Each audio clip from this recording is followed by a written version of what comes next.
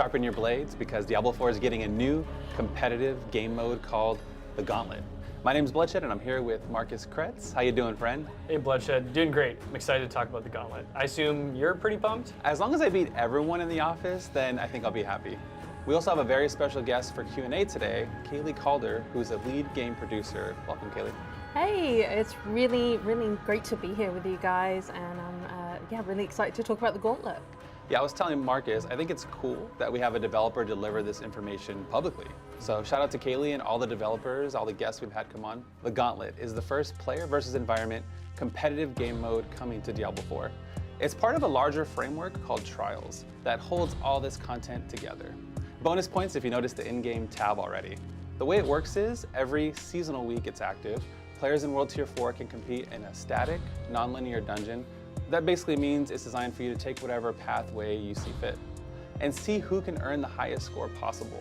You earn points by killing monsters, killing bosses, opening chests, all within the 8-minute time limit. To promote as much fairness as possible, everything will be the same for everyone, from the map layout, the shrine placement, boss locations, monster affixes, all identical.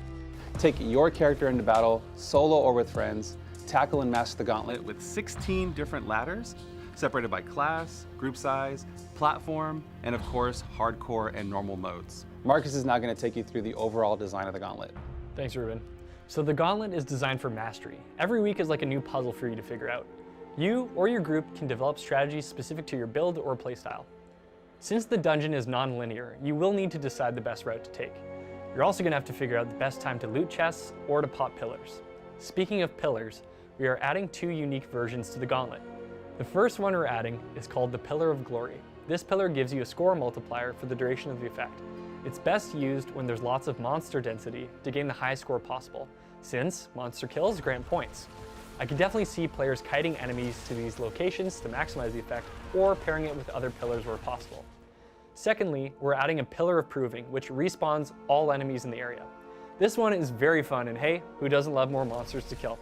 These kinds of tools in the Gauntlet allow for some creative ways to score points, which could be different from what other players are doing, helping to set yourself apart from the competition. And if that wasn't enough for you, in the Gauntlet, bosses spawn shrines when they die. We're now entering a Shrineception. You're going to need to bring a barb on your squad. If you get too deep in the Gauntlet, you might need a kick. All these additions really incentivize us to think strategically when approaching each weekly Gauntlet map. Bloodshed is now going to walk you through how the leaderboards work. Take it away. Once you complete your first run of the Gauntlet, you'll be placed in a named rank. We're calling them seals. As you attain higher scores, you will gain better seals. Each will have predetermined score thresholds, so you could actually technically skip right to the final seal if you're a beast. The seals are Blooded, Steadfast, Iron-Willed, and Worthy. The top 1,000 players will be displayed on the leaderboard, and each Tuesday the leaderboard will reset, and depending on your named rank, you will earn an emblem and some loot caches. The gear level you receive scales depending on your seal rank, so worthy players should be getting 925 level items. These ranks will serve as a bearing for how well you're doing. Remember, the leaderboard only houses the top 1,000 players for that particular ladder, so climbing through the seals is a nice way to indicate where you are in your journey. In addition, the top 10 players each week for every ladder are going to be immortalized forever in the Hall of the Ancients. Yes, you'll be able to go back years later and show your children just how much of a badass you were. All right, Marcus, what questions do we have for Kaylee? So for Q&A, we try to think of questions the community might have, or sometimes we just want to see how developers approach certain mechanics. So Kaylee, shrines only spawn when a boss is killed, right? When you're exploring the Gauntlet, you're only going to come across pillars. So for the shrines that spawn when a boss is killed, do those change at all? So when you're killing one of the bosses in the Gauntlet, they are always going to drop the same shrine every single time. So you can kind of rely on that every time you run through the Gauntlet. And that shrine is going to be one of the ones you could run into in the world. So you're going to have some variety there too. I have a question. When people are placed on the leaderboard, can we see what build they're running at the time of completion? So you will get a shortcut to the player's profile, which will show you the build they currently have, but we do not have a snapshot of their winning build that they had at the time. But we are going to be looking at ways to further improve the Gauntlet and Trials in the future. So if the mode proves really popular, it's definitely something we consider. Nice. So Kaylee, do you have any tips and tricks for new players trying out the Gauntlet? I know you unlock it once you hit World Tier 4, but is it really something only level 100 players should be attempting? So yeah, if you're below level 100, you are certainly welcome to give it a go, take a stab of it, throw down the proverbial gauntlet, as they say.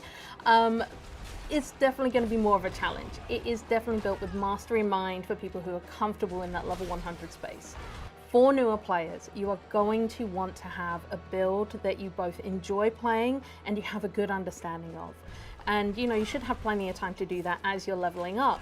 And then it's all about bringing that curiosity, figuring out the puzzle that each gauntlet kind of provides in which path you're going to take, how you're going to kill as many monsters as you can to maximize those points, open chests at the right time, all that kind of thing. I personally think it's going to be really fun to tackle this as a newer player with friends in a party. So you can help each other with your builds and figure out the best route together that's going to really help you hit those seals. And you never know, maybe you'll surprise yourself. I love it. To my knowledge, we can use consumables inside the Gauntlet, but can I just swap my skills around, swap my gear around when I'm inside?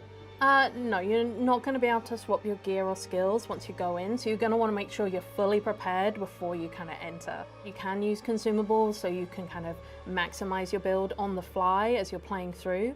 And again, this is one of those things that we'll look at making improvements to or changes to as the Gauntlet is live and everybody's enjoying it. I'm definitely ready for the Gauntlet, so big shout out to Kaylee for joining us and providing more perspective. Well, that seals it for today. See y'all in Sanctuary.